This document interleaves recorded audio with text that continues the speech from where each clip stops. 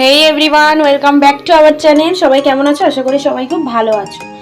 R welcome to blogger পিপাসা, it's me. তো এখানে দেখতেই পাচ্ছ ডাল সিদ্ধটা বসিয়ে দিয়েছি। এবার একটাই কড়াই যেহেতু, কারণ আর একটা যে কালো ননস্টিকের কড়াই আছে না, ওটা রান্না করতে খুব ভয় লাগে। যাই হোক, আজকে একটা ছোটো কড়াই নিয়ে আসবো আপাতত চলার মতো, পরে একটা কড়াই কিনে নেবো। এখানে ডাল সিদ্ধ বসিয়েছি, মাছটা বার করে রেখেছি তিনজনের জন্য, না দুজনের জন্য মাছের ঝোল হবে আর কি।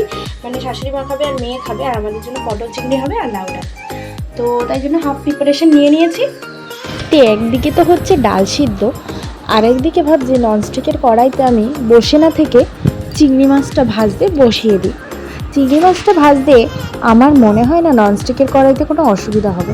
আচ্ছা, যারা প্রায় ননস্টিকের কড়াইতে রান্না করো তারা আমাকে প্লিজ একটু জানিও তো, যে তাদের কি আদৌ আমার মতো অসুবিধা হয় না আমারই এরকম অসুবিধা হয়। অ্যাকচুয়ালি আমার কিন্তু এই অসুবিধাটাই এই ননস্টিকের কড়াইতেই হচ্ছে, যেটা আমি আগের ভিডিওতেও তোমাদেরকে বলেছি। তো যাই হোক, এবার চিংড়ি মাছটা অল্প পরিমাণ ছিল। অ্যাকচুয়ালি আমি আর আমার হাজব্যান্ডই খাবো, কারণ শাশুড়ি মা খাবেন না, ওনার অ্যালার্জির প্রবলেম আছে, আর অপারেশনের পরে না উনি মনে হয় খাওয়াটা ছেড়ে দিয়েছে। যাই হোক, আমিও খুব একটা খাই না, কারণ তোমাদের দিদিভাইয়ের মানে আমার মারাত্মক পরিমাণে অ্যালার্জির প্রবলেম আছে। এবার কেন কী বৃত্তান্ত কিচ্ছু জানি না। একদিন বিয়ের আগে, বিয়ের অনেক আগে প্রায়, হঠাৎ কী হয়েছে, একদিন রাত্রিবেলা ঘুমাচ্ছে হঠাৎ করে দেখি গা চুলকাতে সারা গা মাথা ভরে গাটা ফুলে অ্যালার্জি উঠে একাকার অবস্থা। ওই যে বিষাক্ত রাত্রিটা আমার জীবনে এসছিল, তারপর দিয়ে অ্যালার্জিটা আমি আর ছাড়াতে পারিনি। অনেক ডাক্তার দেখিয়েছি, হোমিওপ্যাথি দেখিয়েছি ফার্স্টে, তারপরে অ্যালোপ্যাথি দেখিয়েছি বিয়ের পরে। কিন্তু জানো, এই যে অ্যালার্জিটা যখন অতিরিক্ত গরমে আমার বেড়ে যায়, আমার খুব কষ্ট হয়, খুব কান্না পায়। মনে হয় কি সেই রাত্রির কথা, এই অভিশপ্ত রাত্রিটা আমার জীবনে কেন এসেছিল, যার জন্য আমার শরীরে এরকম অ্যালার্জি ছিল না বলে আমি চিংড়ি মাছ খেতাম আরামসে, মুসুর ডাল খেতাম আরামসে। এমনকি একটা ডাক্তার, ভালো এক হোমিওপ্যাথি ডাক্তার যখন দেখাই, তখন তিনি আমাকে বলে কি, যে 1 মাসের জন্য চিকেন, মুসুর ডাল, মানে যেগুলো খেলে আর কি খুব অ্যালার্জি হচ্ছিল, সেগুলো ময়দার জিনিস টোটালি বারণ করে দিয়েছিল। তো আমি ওনার কথা মতো ওগুলো খেতামও না। কিন্তু বিশ্বাস করো, প্রায় 5-6টার উপরে হোমিওপ্যাথি ডাক্তার দেখেও আমার কোনো লাভ হয়নি, আমি কোনো আশাই রাখতে পারিনি। শেষমেশ আমি ভেবেই নিয়েছিলাম যে এই অ্যালার্জির সাথেই মনে হয় আমার সারা জীবন কাটাতে হবে। এবার বলি কলকাতায় যাওয়ার কথা, তখন করোনার সময় ছিল, মা বাবার পক্ষে কারোরই সম্ভব ছিল না আমাকে নিয়ে কলকাতায় যাওয়া। আর আমি কলকাতা শহরটাকে খুবই ভয় পাই, কেন জানি না, আমি খুব ভয় পাই। কারণ দেখো, একটা শহরের যেমন ভালো দিক আছে, একটা খারাপ দিকও আছে, তেমনি আমরা যেখানে থাকি সেই জায়গাটারও একটা ভালো দিক আছে, একটা খারাপ দিক আছে আর কি। সব জায়গারই থাকে, যেমন সব মানুষেরও থাকে তেমনি জায়গারও থাকে আর কি। যাই হোক, সেই সময় আর যাওয়া হয়নি। এবার বিয়ের পর যাব করে বিয়ের 2.5 মাসের মধ্যে প্রেগনেন্ট হয়ে গেছি। তারপরে মেয়েকে বড় করতে করতে এখন আর হয়ে ওঠে না। তাও কাছে একটা স্পেশালভাবে একজন অ্যালোপ্যাথি ডাক্তার দেখিয়েছিলাম, ওনার ওষুধ কয়েকদিন খেয়ে কমে গেছিলো, কিন্তু সময়ের অভাবে মানে আমি ওষুধটা তো কোথায় হারিয়ে ফেলেছি সে তো জানিই না মেয়ের কারণে। আর এখন প্রেসক্রিপশানটা খুঁজবো করে খোঁজাই হচ্ছে না। এবার তোমরা হয়তো বলবে যে বাবা, দিদিভাইয়ের হাতে এতটুকু সময় নেই যাতে প্রেসক্রিপশান খুঁজবে। সত্যি নেই গো, যে যার জায়গায় সে সেটাই জানে, ঠিক আছে? আমার জায়গায় যদি আজ তোমরা থাকতে, তাহলে জানতে যে সত্যি আমার হাতে সময় নেই। আবার তোমাদের জায়গায় যদি আমিও থাকতাম, আমি হয়তো তোমাদের মতো এই একটা কথাই বলতাম, যে বাবা, মেয়েটার কি সত্যি সময় হয় না যেটা সামান্য প্রেসক্রিপশন খুঁজবে? কি এমন বাচ্চা সামলানো, সে তো আমরাও সামলেছি, বা আমারও তো বাচ্চা আছে, আমি কি সামলে সব কাজ করছি না? ওই যে বললাম না, যে যার জায়গায় সে সেটা জানে। তো যাই হোক, এখন সেটাও খুঁজে বার করা হয়নি। এই গরম পড়তে না পড়তে এখনও তো সেরকম ভগবানের ইচ্ছায় তাপ এখনও সৃষ্টি হয়নি, তাই আমি একটু রেহাইয়ে আছি। তাও গা চুলকাচ্ছে না বলবো না, মানে এমন চিড়ি দিয়ে চুলকাবে, মানে অস্বস্তি বোধ হয় প্রচণ্ড। আর শরীরে এমন কোনো পোর্শন নেই যেখানে আমার অ্যালার্জি ওঠে না। তো যাই হোক, শখ মানুষের থাকে একটু খাওয়া দাওয়ার দিক দিয়ে, তো এই যে খেয়েছি, আবার কিন্তু খাবো না। আর মুসুর ডালটাও খেলে সেই দিন আমার গাটা খুব চুলকায়, বিশেষ করে এই গরমকালে। আমি খুব মনোযোগ সহকারে জোর দিয়ে ঠিক করেছি তোমাদের যাওয়ার দাদাভাইয়ের ডে শিফটে এবার আমি ফাইনালি ওষুধটা খুঁজে বার করবই, নাহলে আমাকে মনে হয় গরমকালে আর কেউ বাঁচাতে পারবে না। আমার মনে হয় কি ঠাকুর মনে হয় আমার জন্য এখনও গরমের তাপটা সেইভাবে দেয়নি, নাহলে এতদিনে যে আমি চুলকে চুলকে যে কী অবস্থা হতাম, কোনো কাজই করতে পারতাম না। তো যাই হোক, চেষ্টা করব ডে ডিউটিতে খুঁজে বার করার। আর এখানে দেখতেই পাচ্ছ, তোমাদের সাথে গল্প করতে করতে আমার ডাল সিদ্ধও হয়ে গেছে, চিংড়ি মাছ ভাজাটাও হয়ে গেছে। আর ওখানে এসেছিলো তোমাদের দাদা ভাই মেয়েকে নিয়ে, বলছে কি রান্না কদ্দূর। তোমরাই বলো, সবে তো রান্নাটা শুরু করেছি, কি করে এত তাড়াতাড়ি করি, তাই না? আর এইখানে দেখো এখানে আমার চিংড়ি মাছ ভাজাটাও রেডি, হালকা একটু লালচে লালচে বেশি হয়ে গেছে, কারণ বলে না ননস্টিকের কড়াইতে তো মাছ ভাজাটাও বসিয়ে দিলাম আর কি। আর ডালটাও মাছের ঝোলটাও করতে হবে। এই যে আজকে 3 পিস মাছের ঝোল করবো, মানে একটু ঢাকনা দিয়ে রেখেছি আর একটু সামান্য জল দেবো, কারণ আগের দিন লাউ ডাল খাবো না, আমরা যেহেতু পটল চিংড়ি খাচ্ছি তাই জন্য। আর এখানে ডাল হবে লাউ ডাল, তো লাউগুলো দিয়ে সিদ্ধ বসিয়ে ফোড়ন দিয়ে আমি দিয়ে দিয়েছিলাম ঢেকে। তো লাউগুলি সিদ্ধ হতে একটু দেরি হচ্ছে, জল দিয়ে ভালো করে ঢেকে রেখেছিলাম। আর এই যে দেখো ফোন, তো এখন কিন্তু কারেন্ট চলে গেছে, তো এখন বাধ্যতামূলক, যেহেতু আমি আর ওর বাবা দুজনেই কাজ করছি, তো ওকে একটু ফোন দিতে আমি মানে জোর জবরদস্তি আর কি, কিছু করার নেই, আমাদের হাত পা বাঁধা, তাই আর কি। ফোন করেছে। তো এখনো পর্যন্ত সকালবেলা প্রায় অনেক আগেই ঘুম ভেঙেছিল, কিন্তু তোমাদের দাদাভাই আসেনি বলে আমি উঠতেও পারিনি, তাই জন্য লেট হয়ে গেছিলো। আর মানে ও আসলো ঠিক মানে 8:15 10:15 নাগাদ, তখন উঠলাম, উঠে ফ্রেশ হলাম, ড্রেস চেঞ্জ করলাম, তারপরে গিয়ে সব ধোয়াধুয়ি করলাম, চাটা খেলাম, আর ওই জন্য তাড়াহুড়ো করে রান্না বসেছি, ওই জন্য চুলটাও একেবারে আঁচড়ানো হয়নি আর কি, যখন সময় পাওয়া যাবে আর কি। তাহলে রান্না বান্না করা যাক, নিজ কর্মে নিজেরা ফিরে যাই। Hey everyone, good afternoon.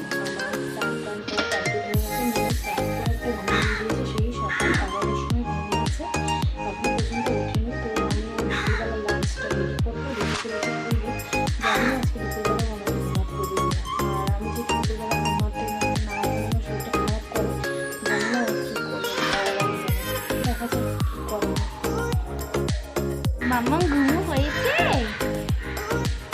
দেখো মাম্মা ভাত খাবে।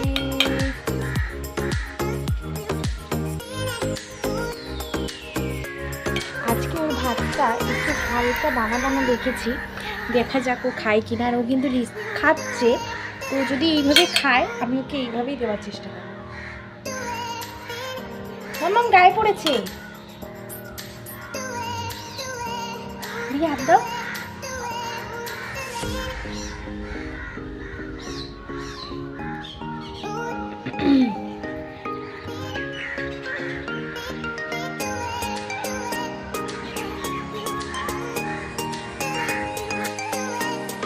পুদু একটু হাই করে দাও, আমাদের বাড়ি চলে এসছে পুদু, কতদিন বাদে। বাবা সর, পুদু দিদির একটু দেখাই, বাবা একটু সর, পুদু দিদিরে দেখাই। কই তোমার পুদু দিদি কই? ওই যে পুদু দিদিরে তুমি আসতে বলছো বাড়িতে, তাই এসছে। দেখ সমিতির টাকা দিতে যায়। তো এই যে আমি দুপুরবেলার খাবার নিয়ে চলে এসেছি, ভাত ডাল আর এই যে পটল চিংড়ি। না, আমার ইউটিউব ভিডিও আছে। ওই দেখ, ওই যে আরেকজন কেরামতি করছে।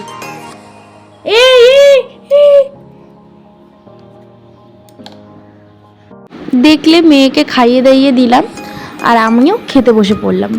শাশুড়ি মা আগে ভাগে খেয়ে দিয়ে চলে গেছে, কিন্তু আবার ওনার শুরু হয়েছে। দুদিন যা খেতে পেয়েছিল, এখন আবার রিসেন্টলি যে কেমোটা পড়েছে, আবার খাওয়া দাওয়া বন্ধ হয়ে গেছে।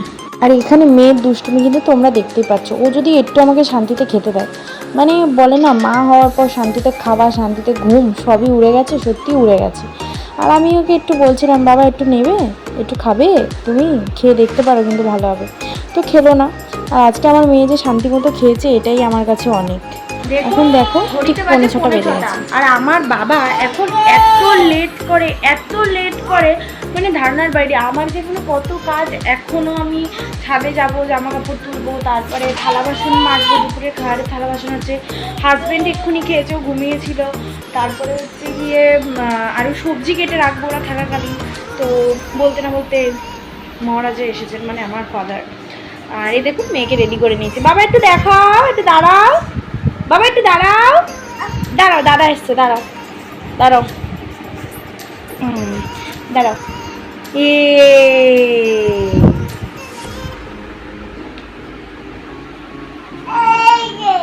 এই যে তুমি কি রেডি ঘুরু ঘুরু করতে যাবে বলে? কি তুমি রেডি?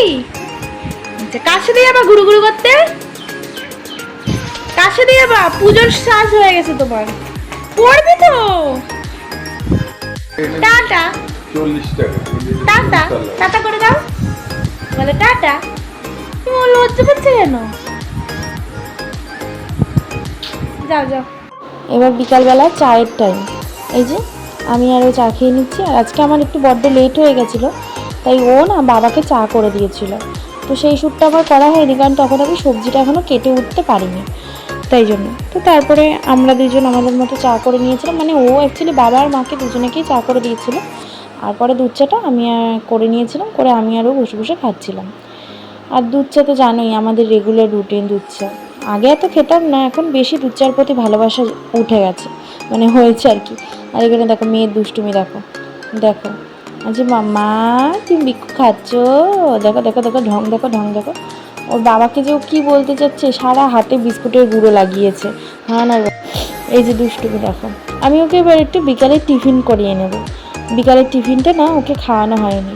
আর এই দেখো, এই দেখো ও যে আজকে কেন যে এত ভদ্র মেয়ের মতো খাচ্ছে ভগবানই জানে। যাই হোক, এটা আমারই লাভ হচ্ছে আর আমারও ভাল লাগছে যে দুপুরবেলাও ভদ্র মেয়ের মতো খেয়েছে। আর আজকে দুপুরবেলা একটা ফার্স্ট জিনিস ট্রাই করলাম, সেটা হচ্ছে ওর ভাতটা না আমি হালকা পেস্ট করেছি, পুরো একদম মানে পেস্ট করিনি, একদম দানা দানা রেখে, মানে চটকানোর পর ঠিক যেরকম হয় না সেরকম টাইপের পেস্ট করেছিলাম।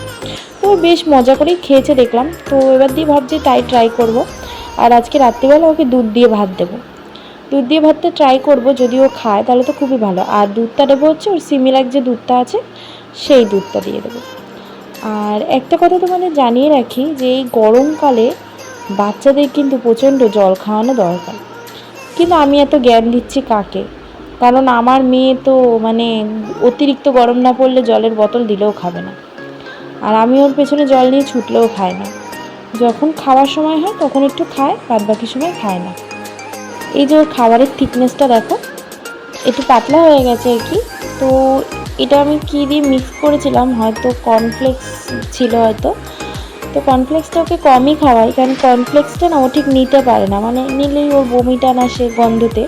আমিও এটা ট্রাই করেছি, এই গোলাটা না আমিও খেতে পারি না, নিলে না আমারও খুব অকর্তা। ঠিক ঘড়ির কাটায় বাজে 9:30, আর আমি মেয়ের ডিনারটা বানিয়ে নেব।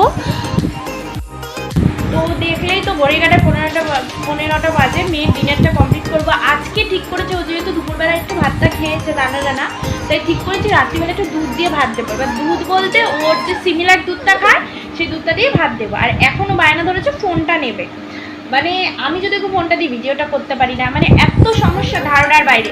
আর এই কারণে আজকে ঠিকমতো ভিডিও শ্যুটও করা হয়নি, আর আমার শরীরটাও ভালো ছিল না। এই যে দেখো দেখো দেখো। তো ঠিক আছে গাইজ, আমি আর ভাতটা বানিয়ে নিয়ে আসি, তারপরে তোমাদের সাথে কথা বলছি। বলতে না বলতে মেয়ের ডিনারের টাইম হয়ে গেল সোজা। মাঝখানে সেরকম কিছুই করিনি যে তোমাদের সাথে শেয়ার করব, তাই সোজা ইভিনিং স্ন্যাক্সের থেকে রাতে ডিনারে চলে আসলাম। এই যে মেয়ে সেই দুধ ভাত দেখো কীরকম হয়েছে, বললাম না হালকা একটু দানা দানা রাখবো, ওইটা খেতে বেশ মজা পাচ্ছি। তো এটাই খাওয়াবো আর কি, দেখা যাক এটা রিয়াকশানও কিরম দেয়। তো চলো দেখে নাও। এই দেখো এই দেখো এই দেখো রিয়াকশান দেখো, রিয়াকশান দেখো। ওরে বাবা, প্রথমে না ও ঠিক আন্দাজ করতে পারছিল না যে ওর মাম্মা মুখে কী দিয়েছে, রাত্রিবেলা ভাত, তা আবার এই ফার্স্ট টাইম। ওর এই 18 মাস বয়সে এই ফার্স্ট আমি ওকে রাত্রিবেলা ভাত দিচ্ছি। রুটিও একদমই নিতে পারে না, যেটা আমি আগেও তোমাদের বলেছি আর কি। তো ভাতটাই ও যে এইভাবে বসে বসে শান্তিতে খাচ্ছে কোনো কান্নাকাটি ছাড়া, এটাই আমার কাছে অনেক। মানে একটা মায়ের কাছে না এই ছোটো ছোটো চা পাওয়াগুলো অনেক হয়ে যেতে পারে। খাওয়াতে খাওয়াতে ও করে দিয়েছিল হিসু, তো প্যান্টটা চেঞ্জ করে তারপর আবার খাওয়াচ্ছি। এই দেখো দাঁড়িয়ে দাঁড়িয়ে খাবে, মানে দুষ্টুমি দেখতে পেরেছো? এই দেখো। আর আমি না প্রত্যেকদিন ভাবি যে কোনটার পর কী শ্যুট করব।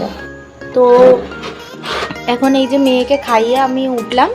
মেয়ে কিন্তু অতটা ভাত খায়নি, মানে যতটা আমি করেছিলাম আর কি, অনেকটাই কম পরিমাণ খেয়েছে, কারণ বিকালবেলাও অনেক কিছু টিফিন করেছে আর কি, ওই জন্য একটু কম পরিমাণে খেয়েছে। তো ঠিক আছে, ফার্স্ট টাইম ট্রাই করলাম, রাত্রিবেলা ভাত দিলাম এই প্রথম। ওকে এর আগে রুটি দিয়েছিলাম, অনেকেই বাচ্চাদেরকে রাত্রিবেলা রুটি দাও, তো আমিও ট্রাই করেছিলাম, অন্যটা হয়নি। কিন্তু ও না রুটিটা নিতে পারে না, মানে সহ্য করতে পারে না, ও রুটি খেলেই আমসা হয়ে যায়, তো জানি না কেন, তো ও খেতে পারে না। আর এখানে আমি আমার ভাতটা বেড়ে নেব, মার ভাতটা বেড়ে রাখবো না, কারণ মা পরে খাবে, আর আমি তাড়াতাড়ি খেয়ে নেবো, খেয়ে দিয়ে যেহেতু থালা বাসন মাজার আছে, তাই আমি একটু তাড়াতাড়ি খেয়ে নেবো। কারণ তোমাদের দাদাভাইয়ের যখন নাইট ডিউটি থাকে আমি একটু তাড়াতাড়ি খাওয়ার চেষ্টা করি, কারণ ও না থাকলে না মেয়েকে সামলানো যায় না, আর মার যেহেতু শরীরটা ভালো না, মা একেবারেই পারে না মেয়েকে সামলাতে, তো এই জন্য আমি একটু তাড়াতাড়ি করি, যাতে ঘুম পেলে মেয়ে যাতে অত অতিরিক্ত কান্না না করে, যাতে ও একটু কান্না করার সঙ্গে সঙ্গে যেন আমি ওকে ধরে নিতে পারি আর কি, মানে নিয়ে যেন ঘুম পাড়িয়ে দিতে পারি। তো যাই হোক, এখানে একটু থালাটা ধুয়ে নিচ্ছি, যেহেতু আমার ভাতটা বেড়ে খেয়ে নেবো, আর মারও ভাতটা বেড়ে রাখবো, বেড়ে পরে যখন আমি উঠে যাবো তখন মাকে দিয়ে দেবো। আর আজকে কিন্তু রান্না বান্না যা হয়েছিল তোমরা তো সবাই দেখেছো, তো মা আবার পরে রাত্রিবেলা যখন বাবা এসেছিলো তখন মা আবার একটু মোচা করেছিল বাড়িতে, সেই মোচাটা পাঠিয়েছে, তো তোমাদের দাদাভাই বললো আমাকে লাউ ডালটা টিফিনে দিও না, চিংড়িটা দাও, পটল চিংড়িটা দাও, আর ওদিক দিয়ে মা মোচা পাঠিয়েছে, মোচাটা আমাকে দিও। তো তাই করলাম আর কি, মোচা আর ওই চিংড়িটাই ওকে দিয়েছি, ও যেটা ভালোবাসে আর কি। আর এই যে দেখতে পাচ্ছ, এই যে এই ছোটো কড়াইটা, এই কড়াইটা বাবা দিয়ে গেছে একটু আগে, কারণ এই ছোটো কড়াইটা আমার খুব প্রয়োজন ছিল। কড়াইটা কিন্তু অনেকটাই ছোট, ভিডিওতে অনেকটা বড় লাগছে, অতটা বড় না অ্যাকচুয়ালি। ছোটো কড়াইটা কিনিনি, মানে বাড়ির দিয়ে গেছে, অ্যাকচুয়ালি ছোটো কড়াইটা প্রয়োজন ছিল আর কি।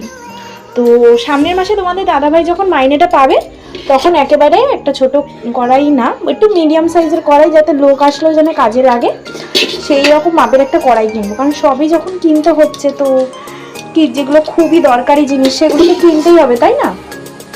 আর এই ভাতটা কিন্তু আমি একেবারে বেলার দিকে বসিয়েছিলাম, ভাতের শ্যুটটা করেছে কিনা আমার ঠিক খেয়াল নেই, বেলার দিকে বসিয়েছিলাম, কারণ এখন যেহেতু ওর নাইট ডিউটি, তো বেলার দিকেই বসাতে হবে, আর নাহলে রাত্রে নষ্ট হয়ে যাবে। তাও তো এখনও সেই গরমটা পড়েনি, পড়লে তো মানে আমাদেরও ভাত থাকে না ঘরে আর কি, নষ্ট হয়ে যায়। তাই তখন কি করি, বিকেল 4টের সময় ঘুম থেকে উঠে ভাতটা বসিয়ে দিই, সেই ভাতটা নিয়ে ও যায়। তো মাকে যে এতটা ভাত দিচ্ছে, মা কিন্তু আদৌ এতটা ভাত খাবে না, এখান দিয়ে কতটা ফেলাবে তার ঠিক নেই। তো যাই হোক, যা নেবো ভাত হয়তো কিছুটা থেকে যাবে, সেটা তুলে রেখে দেবো, সকালবেলা যে গরম ভাত করবো সেটার সাথে দিয়ে দেবো।